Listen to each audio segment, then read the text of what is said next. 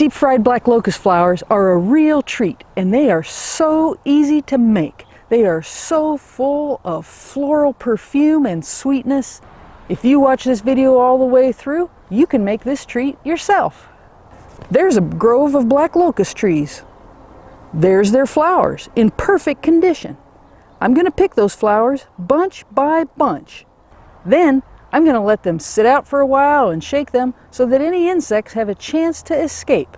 While I'm giving the insects a chance to escape, I want to say hi, welcome to Haphazard Homestead. I'm Holly Chris. I'm glad you're here. I'll be putting links to upcoming future videos on black locust trees and other things to do with black locust flowers up here in the corner.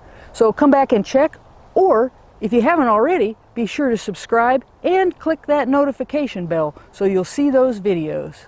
So let's get to it back in the kitchen. You can see there'll be some that haven't opened up. Oh, they smell so good.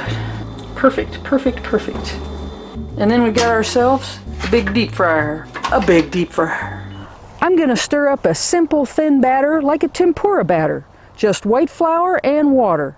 The goal is to have a batter that won't overpower the sweetness of those black locust flowers. I just want a thin coating of batter on those flowers. Not too thin, not too thick, but just right. I don't worry about having too much batter because I make a great black locust flower pancake, but that's a topic for a future video. There are some definite tricks involved. When the batter's just right, I dip a cluster of black locust flowers into the batter and then let it drain off a bit. There shouldn't be a lot of batter, just a thin coating. Drop that flower cluster into the hot oil of whatever kind you like. I set this deep fryer at about 350 degrees or a little higher. It takes a few minutes for the flowers to cook and become lightly brown. It's good to turn them over at least once, but do not walk off and forget them.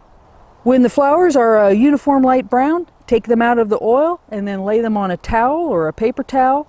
I keep them in a warm oven so that they stay warm and crispy while I'm cooking the whole batch. Deep fried black locust flowers are great with some powdered sugar on them. I topped this batch with some warm honey that I'd steeped some finely chopped rose petals in. If a restaurant or a bakery made these, they wouldn't be able to keep up with the demand. These deep fried black locust flowers are so good. Rhubarb spearmint tea and some black locust blossom flowers. That's pretty good eating.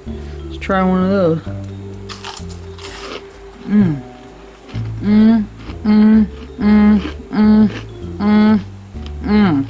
Looks good.